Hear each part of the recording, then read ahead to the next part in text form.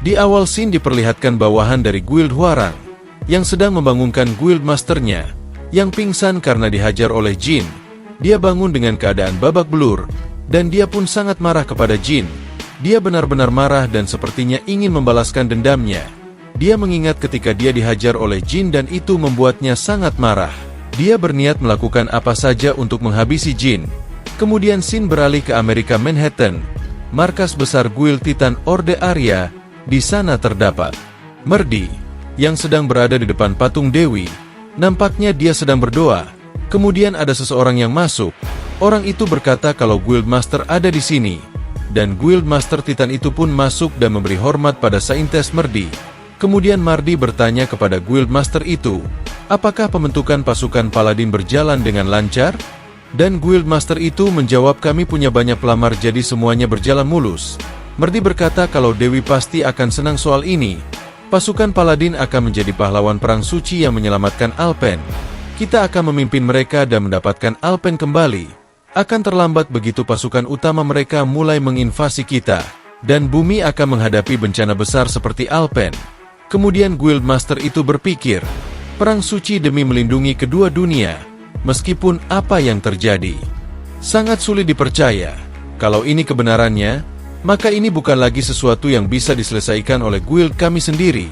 Kita akan butuh orang dari seluruh dunia untuk bekerja dengan kami. Kemudian dia berkata kepada Merdi, ada satu hal lagi yang ingin ku beritahu. Aku sudah menemukan orang yang disebutkan dalam wahyu yang kau beritahu padaku sebelumnya. Merdi nampaknya senang karena akhirnya dia menemukan orang itu. Ketika dia melihat tablet itu, dia sangat terkejut. Dia berkata orang ini adalah, kenapa orang ini ada di bumi? Guild Master bertanya-tanya ada apa-apa, ada masalah. Dan Merdi berkata, Necromancer pembantaian abadi. Kalau dipikir bahwa Kang Wo Jin akan menjadi Mesias dari wahyu itu. Kemudian scene pun beralih. Diperlihatkan Jin dan juga Sunggo. Jin mengajak Sunggo untuk pergi dan masuk ke dalam mobil. Namun Sunggo menjawab, kau masih punya 2 hari sebelum kau perlu melapor ke stasiun polisi. Jin bertanya-tanya kenapa aku harus ke sana. Namun Sunggo juga bertanya lalu, kenapa kau akan pergi? Dan ternyata dia ingin pergi ke Guild Hwarang. Semua bawahannya sangat terkejut. Jin berkata kalau dia akan menyusun hal-hal itu dengan baik. Kenapa kalian kelihatan tidak senang? Namun ketua tim berkata, bos tolong serahkan masalah ini padaku. Namun Jin juga berkata, tidak perlu dibuat repot. Kalau aku pergi, maka belum selesai mengucapkan perkataannya. Ketua tim berkata ini sama sekali tidak merepotkan Kukop. Dan Jin pun mengerti. Jin berkata apa ada lagi yang bisa kulakukan untuk membantu? Dan ketua tim berkata ada. Tolong izinkan aku untuk memperkerjakan lebih banyak pekerja. Kalau kita ingin menyelesaikan insiden kali ini, kita perlu menyewa pengacara. Dan kita akan perlu memperkerjakan lebih banyak staf pendukung juga. Jin pun berpikir memperkerjakan banyak orang? Kalau Bloodstone akan terus menumpuk di bumi, maka bukan lagi monster Alpen yang muncul, melainkan anak buah Trahnet. Meskipun ku bilang anak buah, mereka sebenarnya 72 kapten yang langsung di bawah Trahnet. Masing-masing dari mereka berbahaya, dan terlalu banyak bagi satu orang untuk melawannya. Bahkan dengan pengikutku di dunia Alpen dan pasukan mayat hidupku, dan bantuan aliansi Alpen, kami hanya nyaris setara dengan pasukan Trahnet. Tapi hanya 4 dari mereka yang mengikutiku, dan Sunggo adalah satu-satunya yang bangkit di antara mereka. Jadi tidak banyak yang bisa dikatakan. Kekuatan satu-satunya adalah dia punya jiwa yang murni. Ketua tim bertanya apa yang harus kita lakukan soal memperkerjakan lebih banyak orang. Dan Jin berkata kepada mereka, baiklah, karena kau yang memperkerjakan orangnya, pekerjakan lebih banyak juga yang sudah menjadi awakener. Dan Sunggo, ikuti aku. Kemudian scene beralih, nampak diperlihatkan sebuah hutan. Dan di sana juga ada monster. Sepertinya ini di dalam Dungeon. Dan Sunggo yang sedang mengalahkan para monster. Dia nampaknya senang karena mengalahkan monster. Dia berpikir kalau dia sudah jadi lebih kuat sekarang. Namun Jin hanya terdiam dan melihat status milik Sunggo. Level 7. Dia menghormatimu meskipun dia takut padamu, menyukaimu dan membencimu di saat yang sama. Kelas Combat Magician, kemampuan bola api. Catatan dia ada di level Master dalam mengumpulkan Bloodstone. Dia nampaknya senang karena mendapatkan banyak Bloodstone. Karena dia mampu mengumpulkan Bloodstone dengan sangat cepat. Kemudian Jin berkata, hei Sunggo, Berhenti mengumpulkan Bloodstone itu dan kemarilah. Jin bertanya, apa kau mau jadi seberapa kuat? Aku yakin kau punya tujuan. Apa kau mau tetap mengumpulkan Bloodstone di bawahku sepanjang tahun? Sunggo berpikir dalam hati, itu benar. Awalnya mimpiku adalah menjadi Flame Magician kelas tinggi. Namun aku berakhir menjadi suruhannya direktur. Mengemudi, membawa barang, memesan Dungeon, dan juga mengumpulkan Bloodstone. Kemudian Jin bertanya, apa kau puas hanya dengan hal itu? Kemudian dia pun menjawabnya, tidak. Waktu aku bangkit, mimpiku adalah untuk menjadi Flame Magician kelas tinggi. Aku akan melakukan apa saja kalau itu memungkinkanku untuk jadi lebih kuat. Kemudian Jin berkata, bahkan kalau itu sangat melelahkan hingga rasanya seperti mau mati. Nampaknya Sunggo bertekad, iya, apapun itu akan kulakukan. Kemudian Zenfone hanya tersenyum dan berkata, kalau begitu ayo mulai dari sekarang.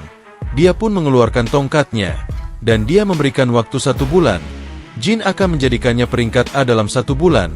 Dan nampak diperlihatkan Sunggo yang sepertinya sedang berlatih. Sangat kecapean. Dia berpikir bagaimana bisa jadi begini.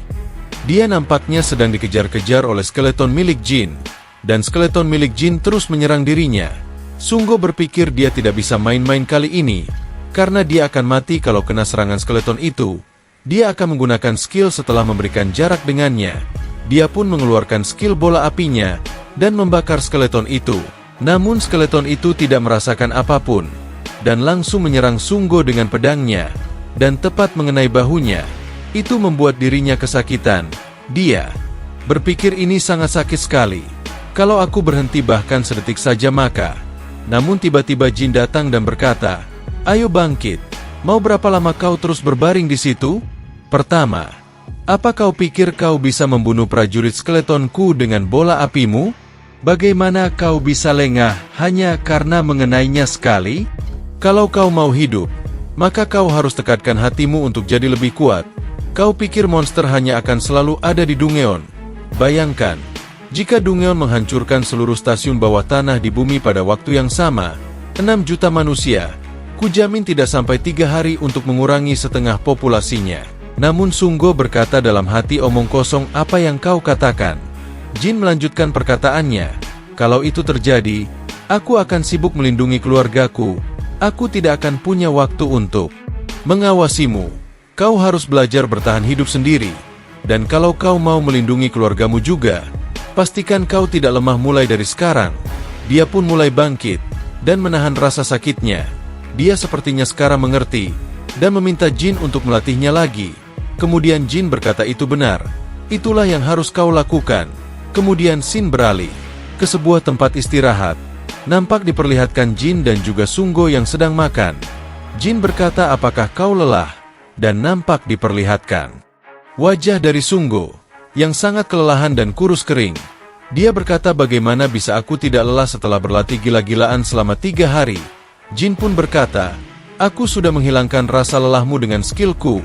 Kalau kau merasa seperti mau tidur, maka itu hanya pikiranmu yang lelah dan ingin istirahat. Hipnotis dirimu atau apalah untuk mengatasi keinginan tidurmu. Mereka berdua nampaknya menonton televisi dan melihat berita tentang Merdi. Berkahnya telah menyelamatkan banyak nyawa. Sungguh menakjubkan apa yang sudah dilakukan oleh Merdi. Mereka berdua melihat keajaiban ketika Mardi menyembuhkan orang yang lumpuh. Jin berpikir dia kelihatan seperti seseorang yang aku kenal. Bahkan tindakannya juga sama. Sunggo bertanya, siapa yang kau bicarakan? Apakah wanita itu? Dia sangat cantik ya, seperti elf. Namun Jin berkata dia bukan elf. Kan bisa dilihat dari telinganya. Padahal Sunggo berkata hanya kiasan saja. Namun dalam televisi itu berkata kalau hingga saat ini apa yang sudah kalian lihat adalah saintes Arya, keajaiban Merdi. Jin yang mendengar hal itu sangat terkejut. Dia bertanya-tanya, apakah dia sungguh Merdi? Kenapa dia ada di sini? Kemudian Sin beralih ke Ardal Guild. Nampak diperlihatkan ketua tim dan juga Jin yang baru saja kembali. Dan Jin meminta ketua tim untuk mencari tiket terbang ke Amerika. Namun ketua tim berkata, bagaimana kau tahu? Kau bicara soal undangan yang dikirim konsorsium kan? Jin pun bertanya-tanya, konsorsium? Ketua tim melanjutkan perkataannya, beberapa saat yang lalu Guild Titan menyelamatkan seseorang dari Dungeon.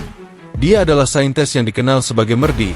Kemampuannya yang tidak masuk akal telah menjadi isu besar baru-baru ini. Namun mengenai masalah itu, Guild Titan sudah mengundang seluruh kuil di dunia ke konsorsium. Bukankah kau sedang membicarakan hal itu? Namun Jin berkata terserahlah. Berikan aku tiket terbangnya. Ketua tim pun berpikir kurasa dia sedang kesulitan apa yang sedang terjadi padanya. Kemudian dia memberikan sesuatu kepada Jin. Ini adalah buku skill dan batu penguat yang diminta sebelumnya. Jin berkata, oh pas sekali. Aku akan menyuruh Sunggo mempelajari itu semua besok. Tapi ini kurang dari yang ku minta. Ketua tim berkata karena kita sudah menggunakan sebagian besar dana guild baru-baru ini, kita agak kekurangan dana sekarang. Batu penguat dan buku skill cukup mahal untuk jadi permulaan juga. Jin bertanya apa ada Dungyeon yang sudah direset. Ketua tim menjawab akan selalu ada, tapi kecuali kita beruntung, tidak akan mudah bagi kuil baru seperti kita untuk mendapatkan Dungyeon itu, dibandingkan dengan guild-guild besar. Jin bertanya bagaimana dengan guild bintang 6 yang akan meledak itu. Ketua tim menjawab nampaknya ada permintaan dari Kementerian Pertahanan, tapi Jin pun langsung berkata tempat seperti apa itu hingga kau berkata gagap begitu? Dan nampaknya itu di Pyongyang. Jin bertanya-tanya tempat apa itu. Kemudian Shin beralih ke Korea Utara. Nampak ada pasukan militer yang sedang melapor ke presiden yaitu Kim Jong-un. Salah satu tentara itu melaporkan kalau dia sudah membuat kesalahan. Dia meminta tolong untuk memaafkan dia kali ini saja, dan meminta untuk diampuni. Presiden Kim sangat marah. Apa katamu? Kau mengharap pengampunan dari melarikan diri dengan rasa malu? Dan nampaknya tentara itu sungguh menyesal. Namun Kim Jong-un berkata, mintalah pengampunan dari orang-orang kami. Dia pun mengarahkan pistolnya ke arah tentara itu, dan langsung menembaknya. Dia menyuruh bawahannya untuk menyingkirkan sampah ini, karena seperti itu bukan lagi sesuatu yang bisa diselesaikan Republik kita sendiri. Dia berkata, Komandan, bagaimana dengan permintaan kita di Korea Selatan? Komandan militer itu berkata, saya punya kabar baik untuk Anda Presiden. Dia pun memberitahunya, namun kita belum dikasih tahu, ya guys, apa isi dari kabar itu? Presiden itu hanya tersenyum senang dan berkata, sepertinya akhirnya aku bisa bertemu dengannya. Kim Jong-un sangat senang. Kemudian Shin beralih ke sebuah Awakener Administration Bureau. Di sana terdapat Jin yang sedang duduk. Dia berkata, aku bercanda tentang Pyongyang ini dan Pyongyang itu beberapa kali. Tapi siapa yang sangka aku benar-benar pergi ke sini. Nampak diperlihatkan waktu sebelumnya kalau Jin ingin menghabisi Kim Jong-un untuk menghindari wajib militer. Dan dia malah tiba di sini sekarang. Namun tiba-tiba ada seseorang yang datang. Dia adalah militer yang bernama Haisol. Dia berkata, suatu kehormatan bertemu denganmu seperti ini lagi. Aku akan memandumu ke Pyongyang. Jin berkata, aku akan lebih nyaman dengan seseorang yang kukenal juga. Dia pun berjabat tangan. Dan Shin beralih diperlihatkan sebuah mobil yang akan menuju ke Pyongyang. Jin berkata, aku pikir akan ada tentara di mana-mana di fasilitas militer.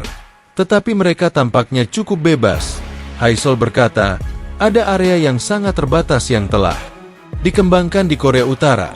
Selain tempat itu, bagian lain negara ini sangat mirip dengan yang terjadi di tahun 70-an. Satu-satunya stasiun kereta bawah tanah ada langsung di Pyongyang. Kemudian Jin berkata, jadi mereka meminta bantuan seperti ini karena mereka tidak bisa menangani satu hal kecil? Apakah tidak ada Awakener di Korea Utara? Nampaknya ada, namun jauh lebih sedikit dari Awakener di Korea Selatan. Itulah mengapa sulit untuk membuat tim hanya dengan Awakener peringkat A. Ditambah lagi, tingkat kematian Awakener dari Korea Utara tinggi. Kemudian Jin berkata, menurutku, itu akan sama saja mereka mati di dalam Dungyeon atau lari dari sana dan tertembak. Haisol berkata mereka tidak memiliki masalah yang terlalu besar sejak mereka menerima bantuan dari Cina sampai sekarang. Tetapi Korea Utara mencoba menangani situasi secara mandiri kali ini lalu gagal. Dan seolah-olah Cina sedang mencoba membuat contoh dari situasi tersebut. Mereka hanya melihat situasi yang terjadi. Jadi Korea Utara secara terbuka mengeluarkan pemberitahuan perekrutan ke berbagai negara di seluruh dunia. Jin berkata, aku mengerti. Dari sudut pandang Korea Utara, mereka pasti berpikir bahwa itu adalah pemborosan untuk berbagai sejumlah besar Bloodstone yang keluar dari Dungyeon tingkat tinggi dengan Cina. Apapun itu, mari kita selesaikan dan cepat kembali. Tolong pastikan bahwa aku mendapatkan kerangka waktu setengah bulan seperti yang kita janjikan di awal. dan Haisol akan memastikan kondisinya bagus. Haisol berpikir, kondisi yang ditentukan oleh Jin ialah mengizinkan dirinya untuk menaklukkan Dungeon selama setengah bulan setelah Dungeon pertama dibersihkan. Negosiasi antara Selatan dan Utara akan dimulai setelah tim negosiasi dari Korea Utara tiba. Tapi itu adalah permintaan yang sangat kecil untuk penakluk pertama Dungeon. Seharusnya itu diterima tanpa masalah. Namun, ini hanya jika penaklukan Dungeon berhasil. Jika mereka gagal maka kematian Jin sudah ditentukan, dan Korea Utara harus menanggung kerugian finansial yang besar. Akhirnya, hubungan antara Korea Selatan dan Utara mungkin menjadi yang terburuk dan yang pernah ada. Nampaknya semuanya bergantung pada Jin. Mereka berdua pun telah sampai di tempat tujuan. Ini adalah tempat Istana Matahari Kumsusan. Tempat rapat mereka kali ini. Jin melihat gedung itu. Sangat besar. Haisol berkata, Istana Matahari Kumsusan pada dasarnya adalah bangunan yang mewakili Korea Utara. Stasiun Gwanmyeong, Dungeon yang sudah kamu bersihkan, tepat di dekat istana ini. Itu sebabnya mereka harus mencegah kerusakan Dungeon, dan nampak ada seseorang yang meminta untuk mengikutinya. Nampak diperlihatkan ruangan itu yang berisi foto Kim Jong-un dan juga di sana terdapat banyak tentara yang menjaga. Mereka berdua pun telah duduk di tempat rapat itu. Haisol bertanya kepada Jin, kenapa kau tidak gugup sama sekali? Jin hanya santai dan menjawabnya, kenapa aku harus gugup? Ini adalah trik politisi yang jelas, untuk mencoba memberikan tekanan psikologis pada para tamu, dengan membuat mereka menunggu lama, dan nampaknya Presiden pertama Komite Pertahanan Nasional masuk ke tempat itu, dan Kim Jong-un ingin bersalaman dengan Jin. Dia berkata senang bertemu kalian, saya sudah mendengar banyak tentang kalian. Dan Jin pun berpikir dalam hati, siapa babi ini? Benar-benar brutal ya guys MC kita. Kemudian Jin pun memberikan salaman juga senang bertemu dengan Anda. Namun, bawahan Kim Jong-un marah. Dia berkata, ini adalah Presiden. Jaga bicara Anda. Dan Jin pun menguangi perkataannya. Senang bertemu Anda Jong-un. Sambil menutup mulutnya. Dan mereka semua sangat terkejut. Meskipun dia melakukan hal seperti itu pada Presiden Guild Hwarang. Aku pikir dia memiliki akal sehat untuk berhati-hati di sekitar orang ini meski aku tidak memberitahunya. Bawahan Kim Jong-un sangat marah, dan berkata, kau pengecut. Kau pikir di mana kau memainkan lelucon seperti itu? Aku tidak akan membiarkan orang ini. Dan Haisol sangat ketakutan karena kejadian ini. Dia berpikir kalau ini sudah berakhir. Kemudian Jin berkata, aku sudah berhati-hati karena kau menyuruhku. Jadi kenapa kau marah kepadaku? Namun Haisol berpikir, tidak penting tentang Dungeon atau apapun yang tersisa. Sepertinya kita akan mati di sini sekarang juga. Namun tiba-tiba Kim Jong-un tertawa, yang membuat Haisol terkejut. Dan dia berkata, kau anak yang ceria ya. Seperti yang diharapkan dari veteran terkuat di Selatan. Dia nampaknya tidak marah dan menyuruh Jin untuk duduk santai. Haisol pun sedikit lega, karena mereka tidak jadi mati. Mereka semua pun duduk di kursi rapat tersebut. Jin langsung berkata, ayo cepat langsung ke intinya saja. Karena saya ingin segera masuk ke Dungeon. Para bawahan Kim Jong-un masih sangat marah, karena anak ini benar-benar sombong. Kim Jong-un berkata, kau sangat terus terang ya orangnya. Aku mendengar tentang kondisi yang kau miliki sejak awal. Apa kau memiliki waktu setengah bulan untuk menggunakan Dungeon itu, dan mengambil jarahan setelah penaklukan? Tentunya tidak ada hal buruk yang bisa terjadi dari itu untuk pemerintah kita. Aku akan menepati janji itu selama kamu merawat Dungeon dengan benar. Dan Jin pun berkata, maka tidak perlu menunggu waktu lama. Jadi mari kita pergi ke sana segera. Dia pun langsung berdiri dari tempat itu. Kim Jong-un berkata, kau tidak sabaran ya? Ayo ambil gambar dulu sebelum kau pergi. Dan nampak diperlihatkan mereka berdua yang telah keluar dari tempat itu. Haisol berkata, aku pikir aku bakal mati karena serangan jantung. Kau lupa ya kalau kita sekarang ada di Pyongyang. Tolong lebih berhati-hati dalam berbicara. Namun Jin tidak memperdulikannya. Dia berkata, aku sedang berhati-hati loh. Namun diperlihatkan saat sebelumnya dia akan berjabat tangan dengan Kim Jong-un. Jin sepertinya memiliki niat untuk menghabisinya. Kemudian scene beralih, nampak diperlihatkan sebuah baliho yang besar milik Korea Utara. Dan di sana terdapat pintu masuk Dungeon. Jin akan pergi ke dunia itu, dan dia pun sepertinya akan langsung masuk. Haisol berkata, semoga kau kembali dengan selamat, dan nampak sepertinya mereka berdua sedang dimata-matai oleh Kim Jong-un dari kejauhan. Dia berkata bukankah dia sangat menyegarkan? Betapa baiknya jika seorang pria super kuat datang dari republik ini juga. Bawahannya berkata apakah menurut Anda orang ini akan berhasil Pak Presiden? Kim Jong-un berpikir dia pasti akan sukses. Dia sangat mempercayai Kang Woo Jin dan memperlihatkan wajah yang tampan. Jangan ketawa ya guys. Namun Jin tiba-tiba merinding disco, karena dia sepertinya merasakan kalau Kim Jong-un mempercayai dirinya. Dia merasa kalau ini sangat menakutkan. Dan chapter kali ini pun berakhir ya guys. Sekian dulu untuk chapter kali ini ya guys. Nantikan cerita selanjutnya hanya di Dowell Anime. Terima kasih buat teman-teman yang udah support Mimin dengan like, komen, dan subscribe. Mudah-mudahan diberikan kelancaran dalam semua urusannya.